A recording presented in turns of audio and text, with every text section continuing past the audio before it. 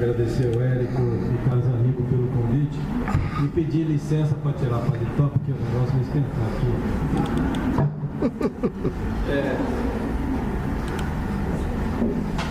Vai esquentar só porque gordinho em movimento já dá calor, isso aí.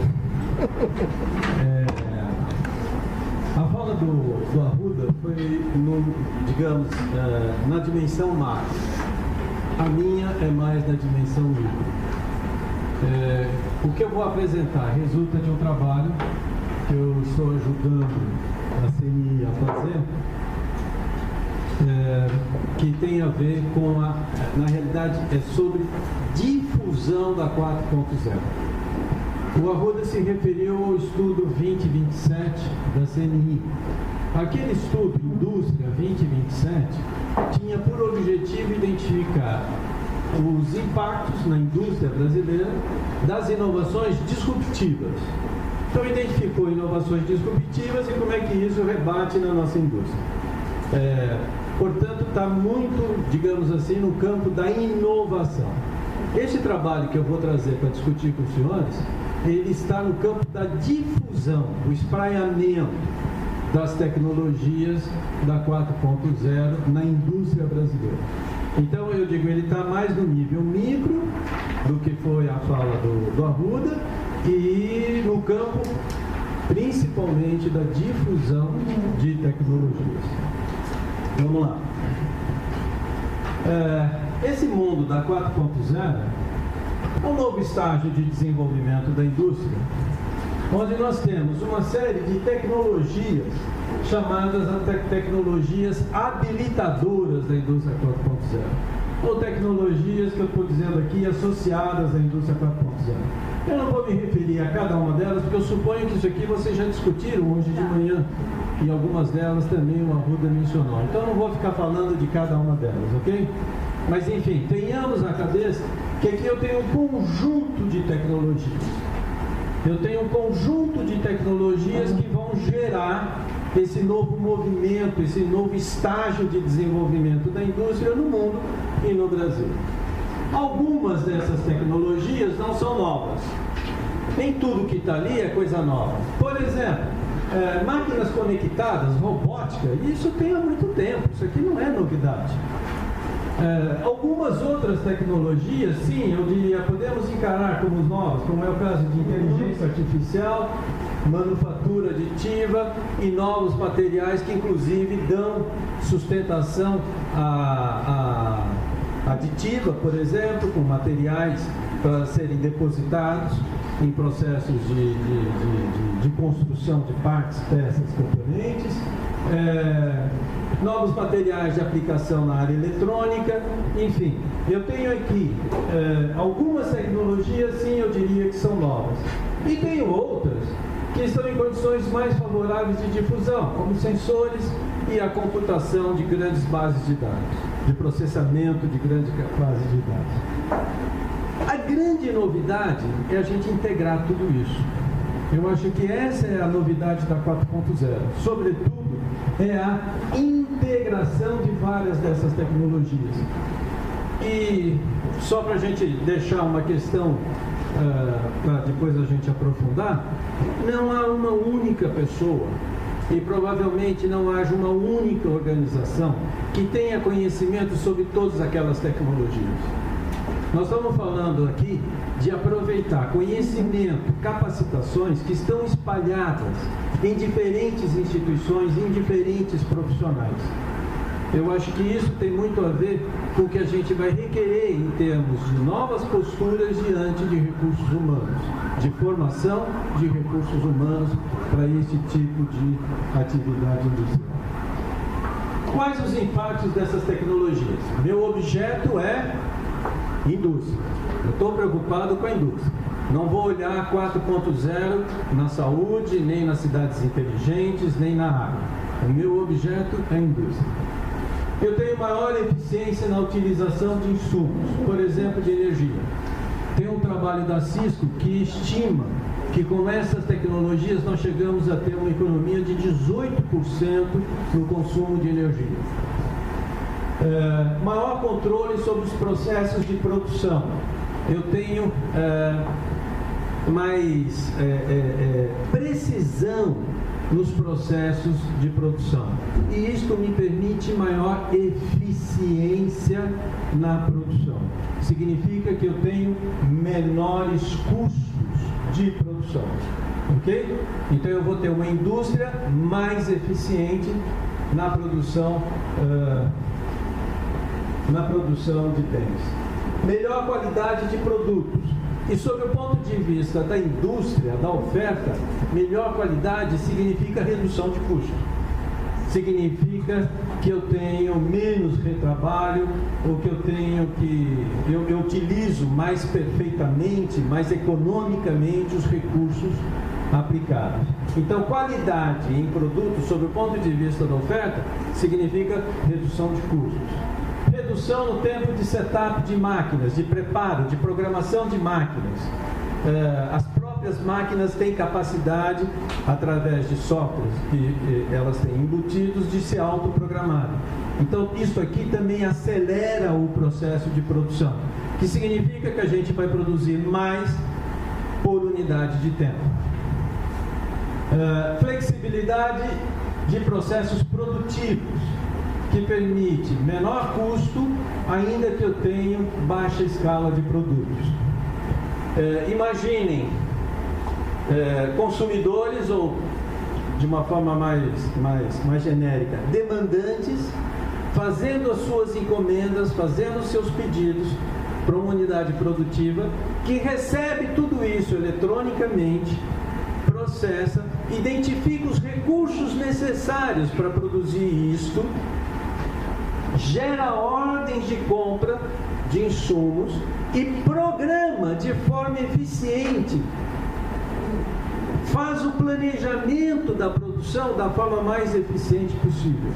Então eu consigo casar baixo custo com lotes que não são tão grandes, lotes não tão grandes de produtos.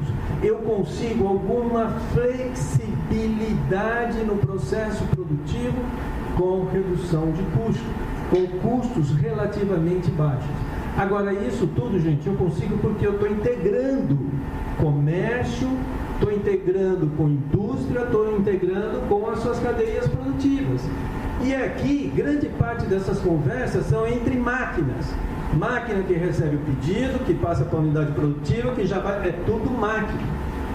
Ok? Uma grande integração que vai não só no planejamento da indústria, mas a articulação da indústria com os seus clientes e organização da indústria, comunicação da indústria com seus fornecedores. Vai ter impacto sobre mão de obra? Evidentemente. Redução de custos de manutenção de máquinas e equipamentos.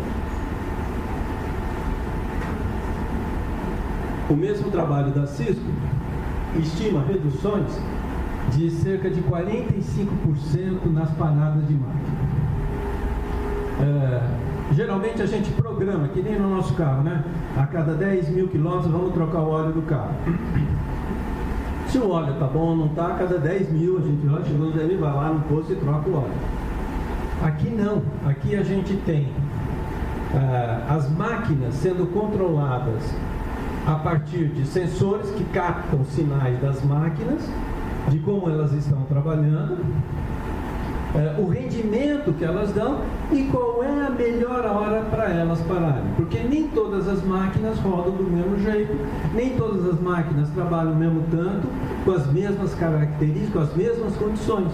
Então eu tenho condições de fazer a chamada manutenção de forma organizada e de forma a parar o menor tempo possível.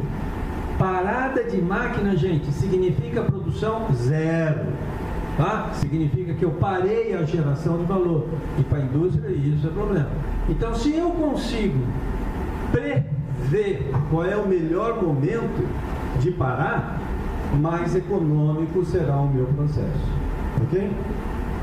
Nós vamos evoluir, estamos já evoluindo para uma situação que não só eu leio as informações do desempenho das máquinas, como eu também devolvo já dizendo o que deve ser feito naquela máquina, naquele equipamento, para que a parada seja a menor possível, que os consertos sejam desnecessários. Maior integração entre diferentes unidades das plantas, coisa que a gente já falou, empresas e cadeias produtivas. Aqui é a integração entre unidades dentro de uma mesma empresa, dentro de uma mesma planta industrial, o pessoal que produz com vendas, com compras, com desenvolvimento, vários departamentos dentro de uma mesma planta. Estamos falando da integração de empresas entre várias unidades, integração corporativa, e estamos falando de cadeias, integração de fornecedor, cliente e produtor.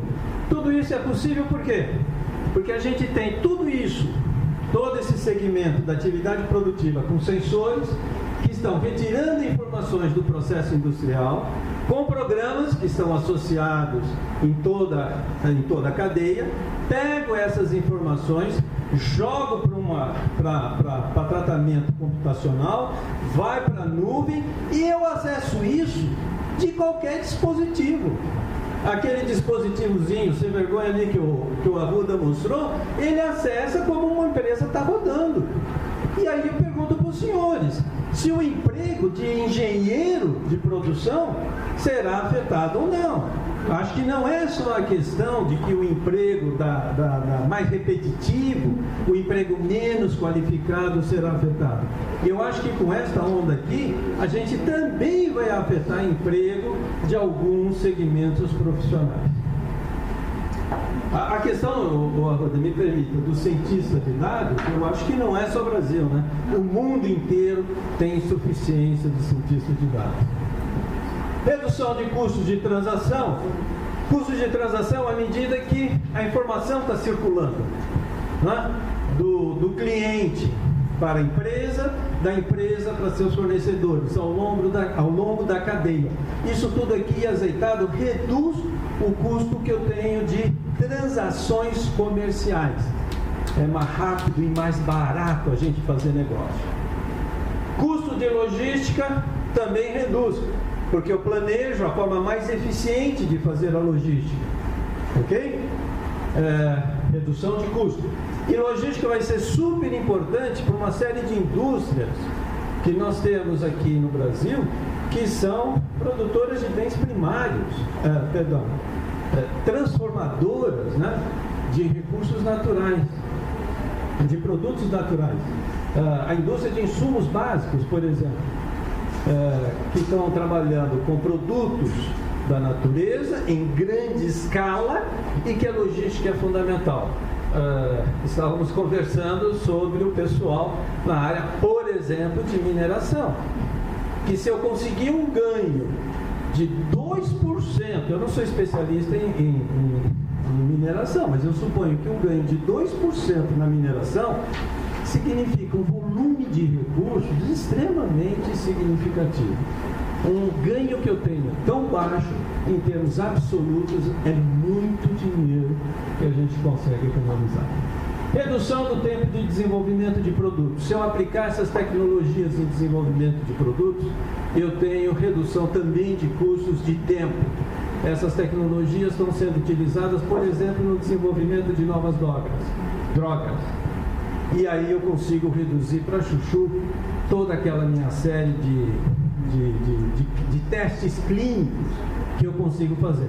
Agora, uma condição é fundamental, como a Arruda chamou a atenção: dado. Dado é fundamental. Se eu não tiver grande base de dados, não dá para fazer isso. Geração de novos modelos de negócio, sobretudo com predomínio da venda de serviços. Imagine eu, um produtor de máquina. Eu posso, pura e simplesmente, vender minha máquina e vai lá para o cliente, vai lá para o usuário. Mas eu posso vender para ele uma máquina conectada, que com autorização dele, eu leio na minha empresa como é que está rodando aquela máquina. E presto um serviço para ele, por exemplo, de manutenção. A manutenção pode não ser mais necessária, está dentro da firma. Eu, industrial, vendo a máquina em um serviço conjunto. Mais do que isso, eu não preciso mais vender a máquina, eu posso vender horas de uso de máquinas. Eu posso vender, por exemplo, serviços de usinagem, ao invés de vender um centro de torneamento ou vender um centro de usinagem. E novas gerações de produtos, porque nós vamos ter uma série de produtos que são mais conectados e mais inteligentes. Grosso modo, o que vem com essa indústria 4.0? Que, volto a dizer, não tem tanta tecnologia nova assim. A grande novidade, me parece, que é a integração. Mas isso aqui pode ter impactos muito fortes. Redução de custo. E se eu estou falando redução de custo nessa amplitude que a gente está discutindo, toda atividade industrial será afetada. Todo tipo de indústria, bens de consumo, bens de capital, produtos intermediários, tudo quanto é tipo de indústria será afetada na redução de custo. Mas será afetada de forma diferente, mas todo mundo vai ser afetado. Diferenciação de produtos e novos modelos de negócio. Isso daqui tem um poder, sob o ponto de vista dos impactos, praticamente revolucionário. Quando a gente falava de grandes inovações disruptivas, qual é o conceito que a gente usa de grande inovação e inovação disruptiva? É aquela inovação que tem condição de gerar um grande impacto econômico, de revolucionar a atividade econômica, né? Aqui eu não tenho tanta novidade científica, tenho algumas, mas eu tenho, sobretudo, grandes impactos. E essas tecnologias podem até ser consideradas, e tem muita gente assim fazendo, como uma nova revolução industrial. Vocês devem ter discutido também de onde vem esse nome e por que. Temos aí a relação das tecnologias, as habilitadoras.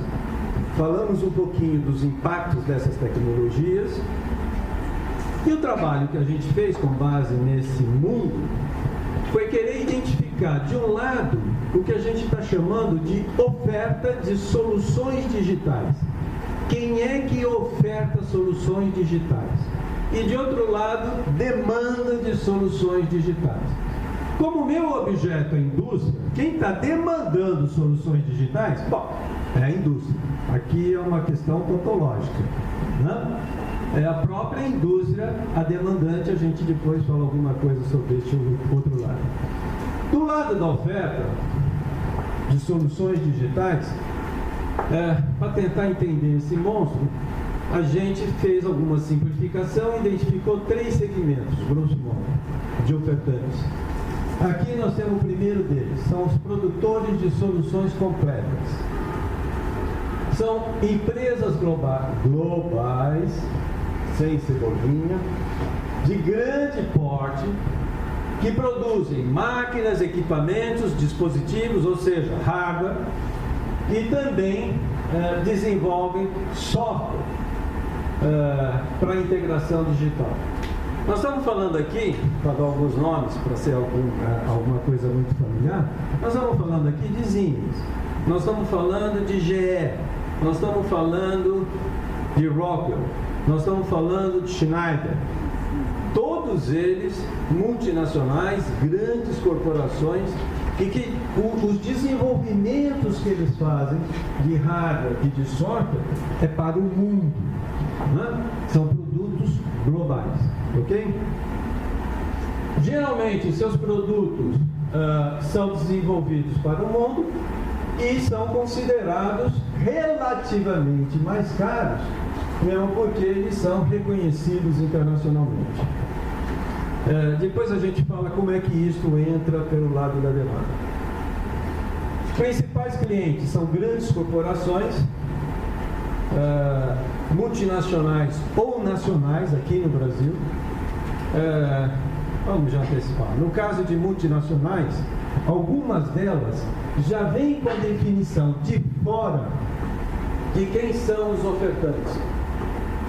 Melhor dizendo, algumas empresas multinacionais usuárias, portanto, deu um pulo para o lado da demanda. Estou falando de uma Coca-Cola, estou falando de uma Kellogg's, tá? Estou falando de um usuário, um demandante de solução digital. Estou falando de uma automotiva, né? Que a corporação globalmente já define quem são esses produtores de soluções complexas. Geralmente lá fora, ou isso acontece, já define um padrão. Eu, multinacional X, utilizo equipamentos Siemens. Eu utilizo equipamentos GE. Geralmente o alemão é Siemens, o americano é sem grandes novidades. Mas enfim, os principais clientes são grandes corporações, né? Dessa gente aqui grandona. Produtos são relativamente mais caros, sem dúvida nenhuma. Mas essas grandonas também fazem parcerias com outras empresas aqui no Brasil, que são prestadores de serviço para atender a todo o mercado brasileiro, que é um mercado relativamente grande, espalhado, atomizado, regionalizado e um monte de outras coisas. Também é verdade, para ser um pouco mais preciso, também é verdade que esses aqui não têm absolutamente todos os produtos que compõem aquelas tecnologias habilitadoras. Então eu tenho que fazer, por necessidade, também algumas parcerias com outros produtores de bens ou programas para ter a 4.0. Esse aqui é um segundo segmento, gente. São as empresas integradoras. As empresas integradoras, como o próprio nome diz, elas integram, né? Integram várias tecnologias para dar uma solução para o cliente final. E aqui eu tenho de tudo. Eu tenho cliente industrial que não sabe muito bem qual é o problema dele, não sabe muito bem o que ele precisa fazer, mas ele já ouviu essa 4.0, todo mundo hoje fala de 4.0, tem seminário da 4.0, tem não sei o que da 4.0, eu quero uma indústria 4.0, nem sabe direito o que é, mas ele sabe que precisa atualizar, isto soa como modernização, com possibilidades de ganho, mas ele não sabe exatamente o que tem que fazer. Tem gente que chama uma integradora para dizer o seguinte: cara, eu quero aumentar a produtividade desta parte aqui do meu processo produtivo, mas ele não percebe que se aumentar a produtividade, ali acaba a mesa e esse troço aqui cai e se esborracha. Ele não consegue ver que além, ele tem uma outra restrição, que é uma mesa estreita, que ele precisa de uma mesa mais larga, seja lá o que for. E aí a integradora ajuda ele a pensar, dizendo o seguinte: meu querido, sugiro que você faça isto e isto, envolvendo uma solução digital. A solução, gente, é um conjunto de máquinas, equipamentos, dispositivos de hardware, mais programas, mais software e mais HH, horas de engenharia, que vai construir, que vai desenhar, que vai projetar a solução para aquele problema específico. Tá? Eu estou fazendo toda essa historinha, gente, para chamar a atenção de vocês para uma coisa que me parece que é muito importante: o grau de customização dessa 4.0. Não tem uma indústria 4.0 que você vai lá no supermercado ou que você vai aonde for e diga: me dá a 4.0. Não existe isso, me dá a 4.0. Eu tenho N possibilidades de projetos 4.0, N combinações para uma mesma planta industrial. Imagina para uma mesma empresa que tem N plantas. E, gente, os problemas são muito específicos, são bem delimitados, circunscritos. Eu tenho projetos e projetos, eu tenho N projetos, eu tenho N possibilidades. Quem percebe essas possibilidades, que desenha as alternativas, que são as empresas integradoras? Grosso modo, são empresas de engenharia. Tá? É isso. Algumas dessas empresas de engenharia, elas são produtoras de um tipo de equipamento, hardware. Eu posso ser um produtor de um CLP, controlador lógico programado, tá? E aí eu integro com sensores, que eu não produzo, integro com hardware, com outros hardware eventualmente, e posso integrar com programas que não fui eu que desenvolvi. Mas eu ajunto o meu CLP com sensores, com programa de não sei quem, e tudo isso junto dá uma solução digital para a indústria. Então tem algumas empresas integradoras que têm a origem na produção de algum equipamento. Outras empresas, e aqui é a maior parte delas, das integradoras, elas têm origem no desenvolvimento de algum software. Seja um software ligado à produção, seja um software que facilita a integração da produção com a gestão, com ERP e ERP da empresa, e aí ela diz, eu integro com sensores, eu integro com outros programas, e está aqui a sua solução. Outras empresas desenvolvem soluções customizadas de automação digital. Eu desenvolvo todo o projeto e produzo uma parte do projeto. Isso aqui acontece com mais frequência na indústria de manufatura. Daqui a pouquinho a gente vai falar nessa diferença entre manufatura e processo contínuo.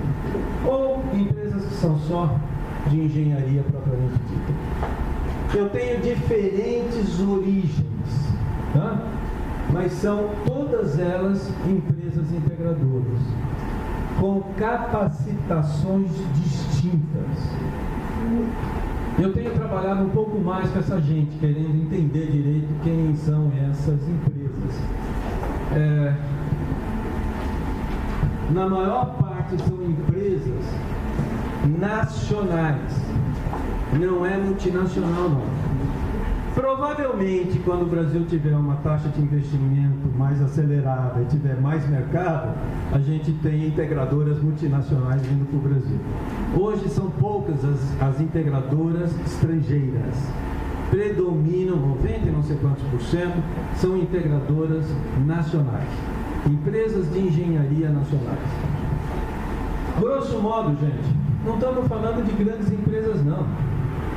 São empresas que têm acima de 50 pessoas ocupadas, colaboradores, se quiser.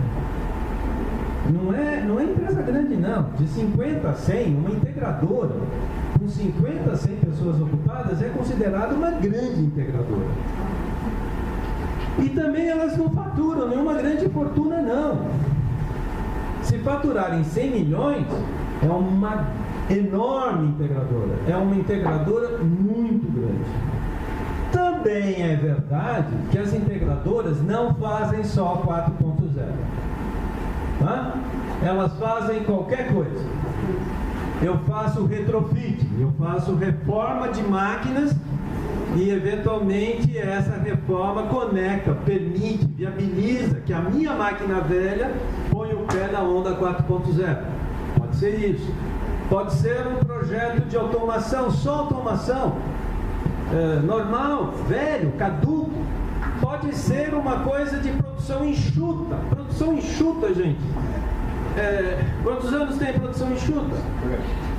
Eu ia falar 40, vocês conhecem melhor do que eu. 50 anos, é isso? Este foi um grande programa do governo no ano passado. Brasil mais produtivo, que era para atingir 3 mil empresas no Brasil. Quanto era o valor do serviço de introduzir a produção enxuta nessas 3 mil empresas? Cada serviço era 18 mil reais. 18 mil, não milhões. E a empresa pagava 3, que tinha subsídio. Não era assim, o mais produtivo? Programa Brasil mais produtivo? Isso dá ideia do nosso atraso em relação a essas novas tecnologias.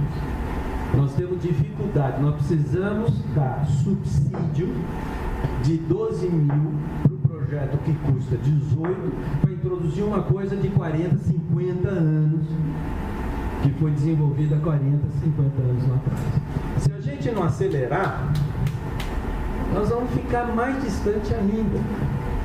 E eu dramatizo um pouquinho mais. Se eu vou numa integradora, gente, eu consigo ver como é que uma autopeças que está em outro estado está rodando. Porque os parâmetros da produção foram para a nuvem e esta integradora tem autorização para acessar e eu sei como é que ela está rodando. Por que esse controle não pode ser feito pelo alemão, ou pelo americano, ou pelo japonês? Isso acho que a Ruda e o Carlos Aníbal, acho que falaram na questão da concentração que pode advir desta nova onda tecnológica. Mas enfim, são empresas, as integradoras, gente, que não são grandes empresas, e que é uma parte só delas é que está trabalhando com a 4.0, porque a nossa demanda por 4.0 é muito baixa. Eu pergunto para uma grande integradora, o que é um projeto grande? Uma solução digital grande. Quanto custa uma solução digital grande? Eles me dizem acima de 5 milhões.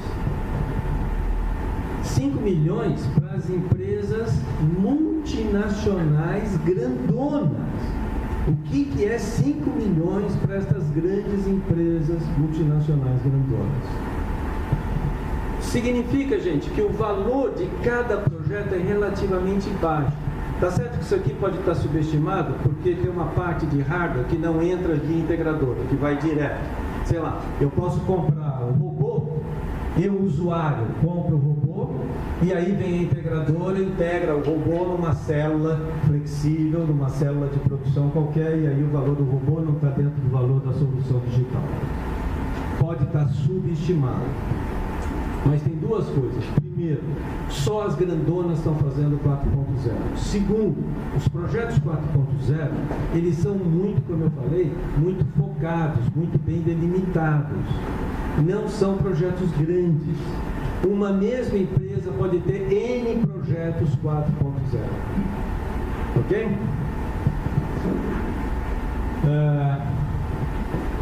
Eu acho que isso aqui é muito importante para a gente e vai exigir uma estrutura institucional neste país muito atomizada para a gente levar essas tecnologias para toda a indústria. Isso aqui eu já falei, a gente pode fazer por etapas, né? As integradoras,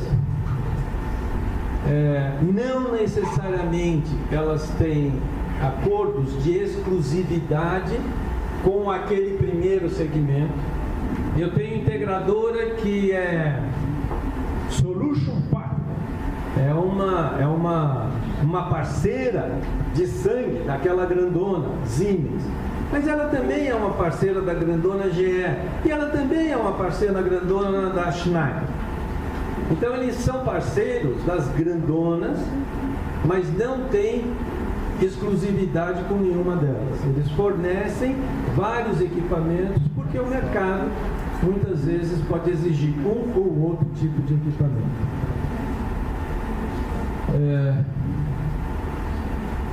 E as integradoras, como elas não têm estes acordos de fidelidade, elas podem oferecer soluções relativamente mais baratas do que o primeiro segmento que a gente falou, que são das grandes multinacionais.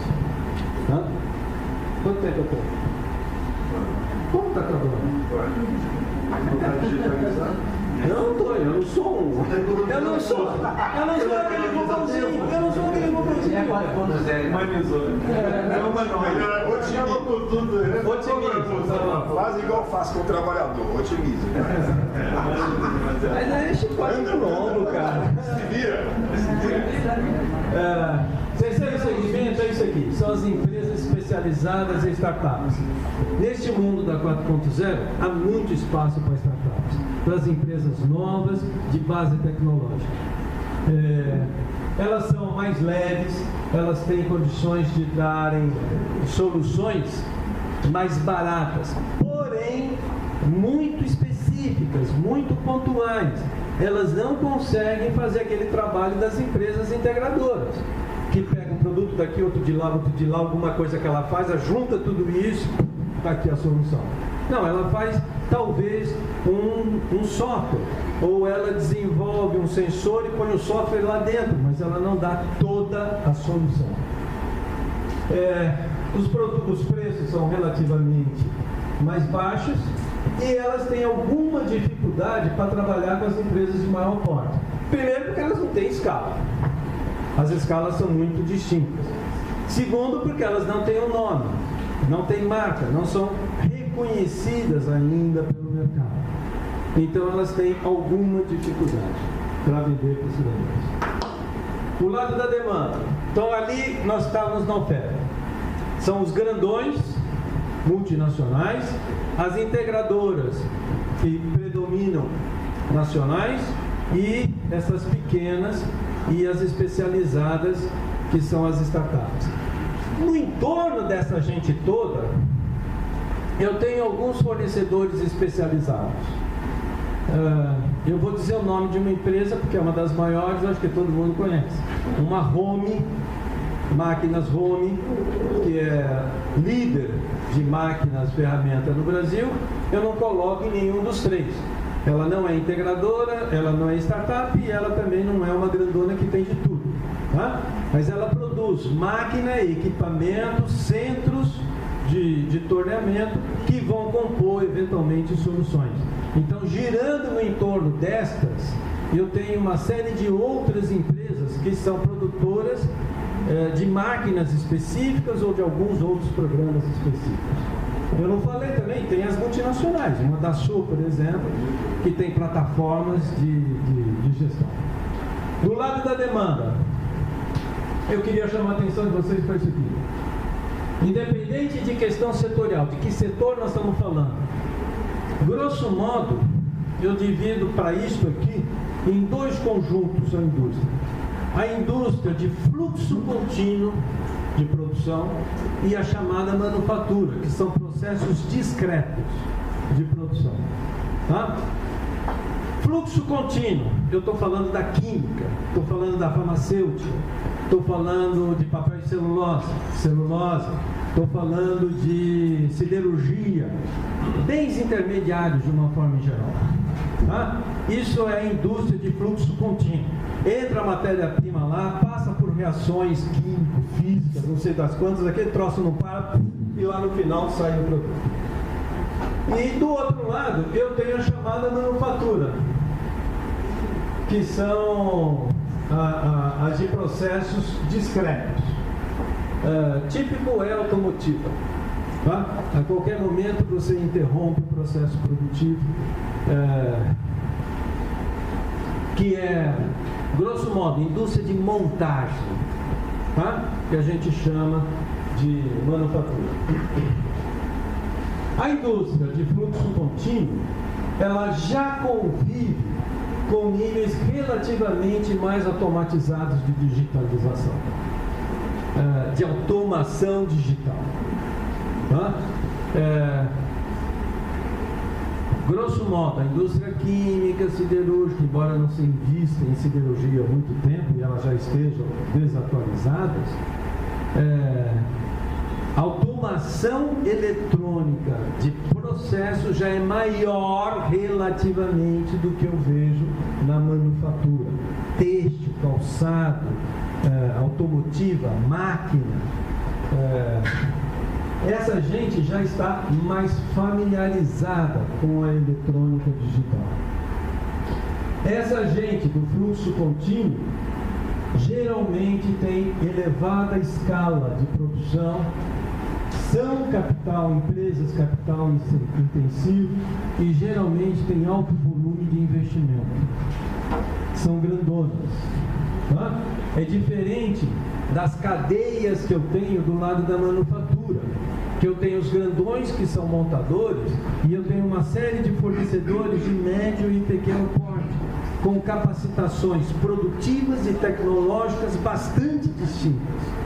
A realidade é bastante distinta de um e de outro. Eu vou tentar acelerar. Se eu perder qualidade, bom, não sei se já tinha, mas enfim, se piorar a qualidade, a gente pode tentar recuperar no final. Mas aí deixa pro debate. Não para de falar. Não, depois dessa. Não, deixa pro debate. Não, fica calmo, fica calmo. Os investimentos aqui são mais atualizados.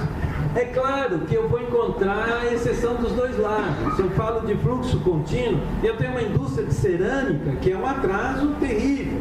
E é claro que se eu estou falando lá do outro lado, na manufatura, em processo discreto, a automotiva é uma que foge à regra. Eu estou falando em geral, como média, como situação que caracteriza, que tipifica uma e outra. É menor o potencial de flexibilizar processos produtivos na indústria de processo. É menor essa possibilidade. Geralmente essas grandes plantas, elas são de, como é que a gente fala? Uniprodutos. Né? De produtos, não tem um leque de produtos. Elas são, por características técnicas, elas não têm muito essa possibilidade de flexibilizar a produção segundo o interesse do demandante. O espectro que eu tenho, as possibilidades que eu tenho de diferenciação de produtos é muito limitado. E eu tenho alguns problemas que vêm das indivisibilidades importantes de equipamentos nos processos de produção dessas indústrias de fluxo contínuo. Então eu diria para os senhores o seguinte: a questão da flexibilidade que a gente falou lá atrás me parece que é mais verdadeira para a manufatura, para processo discreto, do que para estas de produtos contínuos, que tem muito a ver com Minas Gerais, né? A estrutura de Minas tem muito a ver com isso. Porém, há grande espaço para a difusão de soluções digitais que atingem a logística, como a gente já falou, não vou repetir. A cadeia produtiva da manufatura é mais longa e é mais heterogênea, o que dá maior dificuldade para a gente pensar em modernização dessa indústria botar o ponto na 4.0.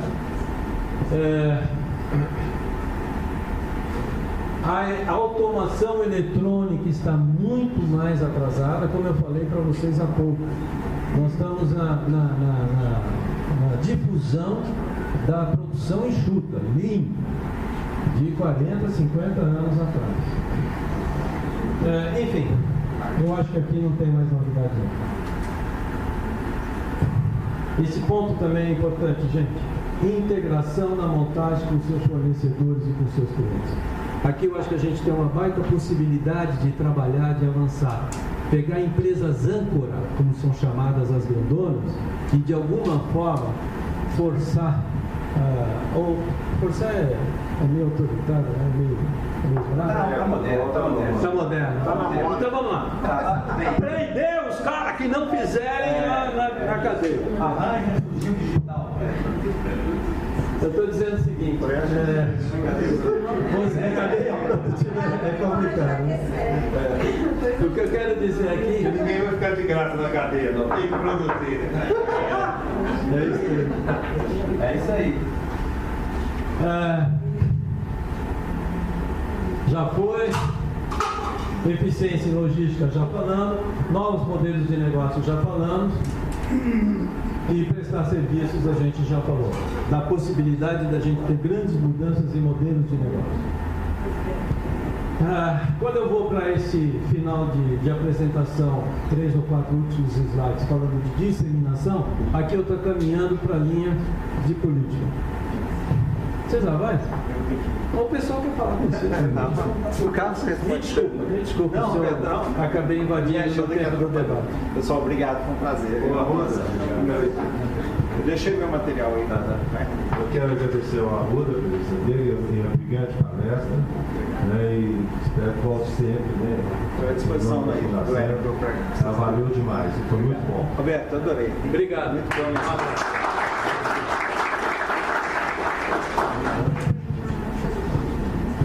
Dizer que as porradas agora vão ser pra gente.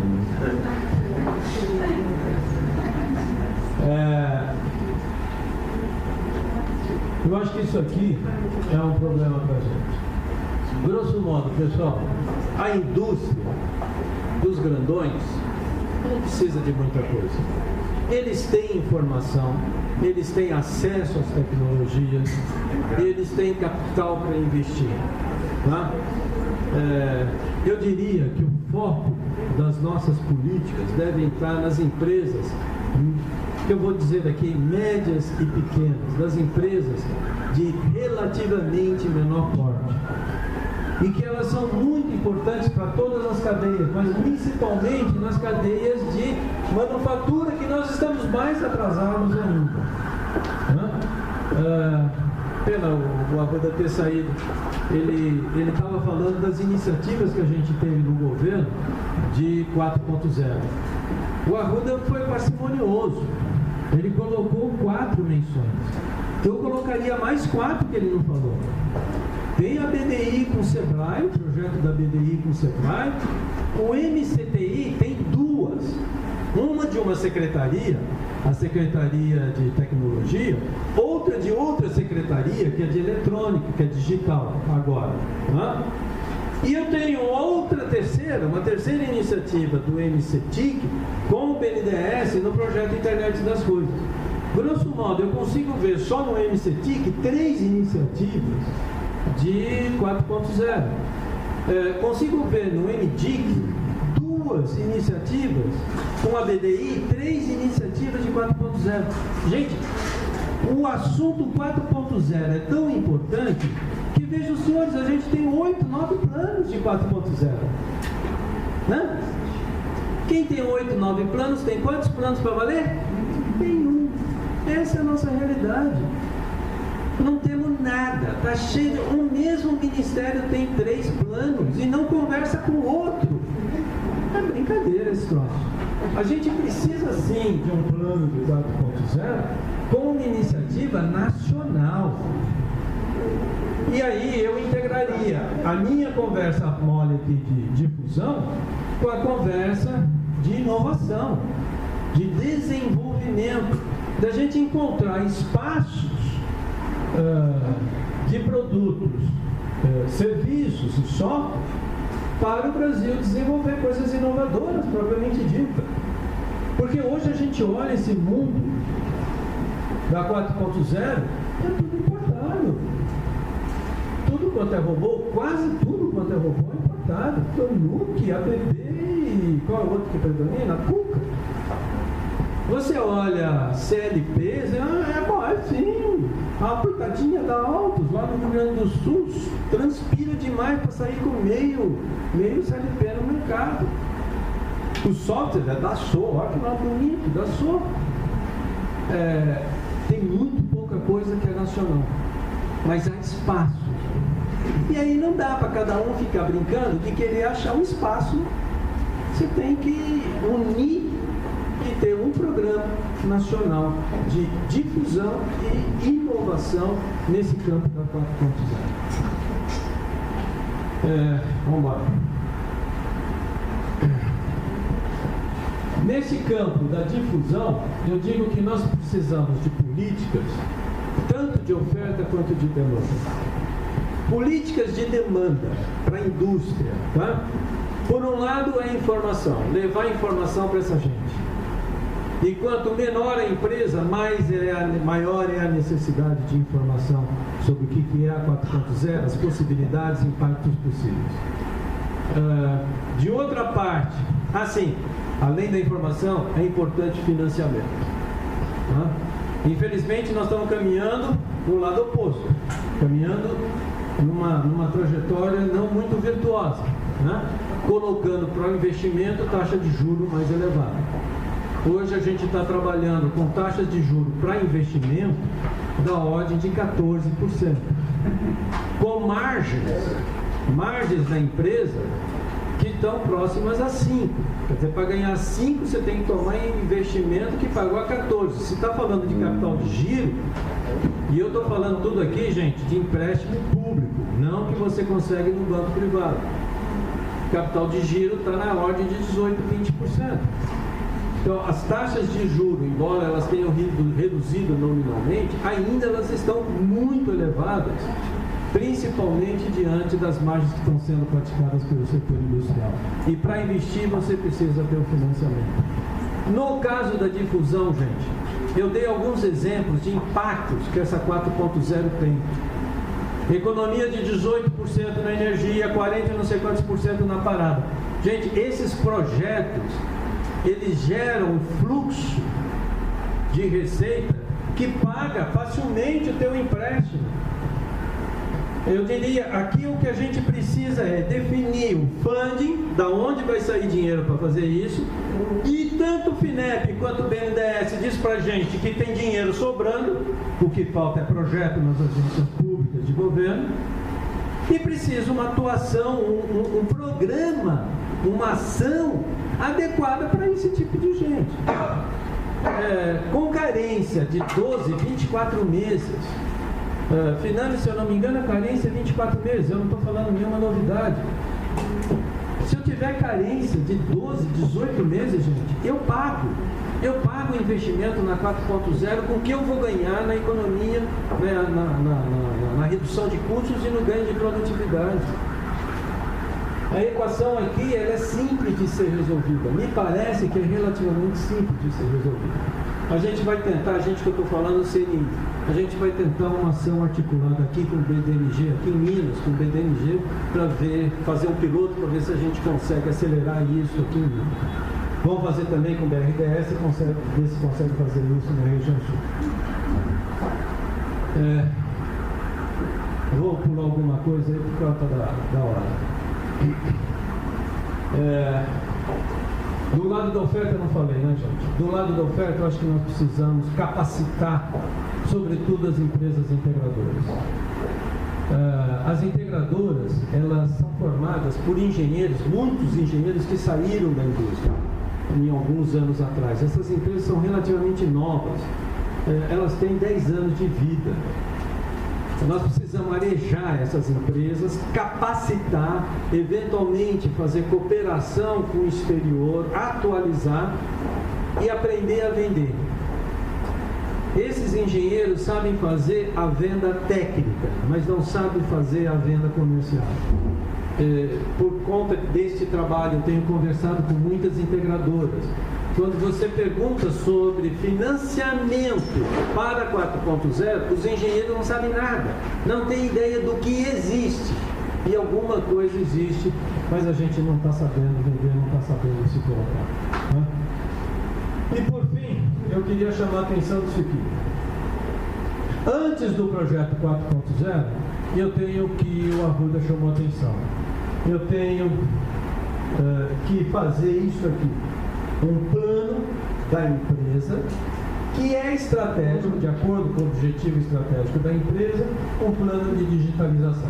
Esse exemplinho que eu dei aqui para vocês, de jogar para cá ou jogar para lá, que a empresa diga, meu objetivo estratégico é este, quero agredir mercados XYZ, ou quero lançar novos produtos, ou quero fazer seja lá o que for, e em função dos seus objetivos, e do seu parque de máquinas, porque 4.0 não significa que você vai jogar fora o teu patrimônio, jogar fora o teu estoque de máquinas, o teu inventário, você não vai jogar fora. Grande parte dessas máquinas ainda a gente consegue utilizar.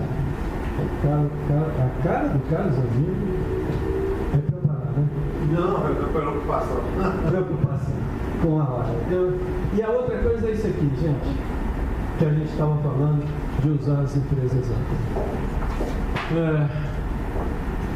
Bom, tem só uma questão, redução de juros, dá para fazer. Inclusive tem fundos que a gente não está usando direito. Eu vou citar 3 fundos de inovação que a gente não está usando direito. O fundo de informática, que tem 1,4 bi por ano. O fundo do petróleo, que agora já deve estar dando mais do que 1,4. A última vez que eu vi o ano passado estava com 1,3. Portanto, nós estamos falando de 2,7 e 0,5 de energia. São 3 fundos que as empresas têm obrigação de investir em inovação. Tá? Isso aqui está dando mais... de cada setor. Cada uma no seu setor. Isso aqui está dando mais de 3 bi. O que eu defendo é que a gente utilize parte desses recursos para fazer equalização de juros, para fazer redução no custo do empréstimo. Não é pegar esse dinheiro para fazer o funding, a origem do empréstimo, do principal, mas é para usar isso para reduzir o juro e tornar o acesso ao crédito mais viabilizado. Tá? Desculpa, gente, se eu falei demais. Muito obrigado.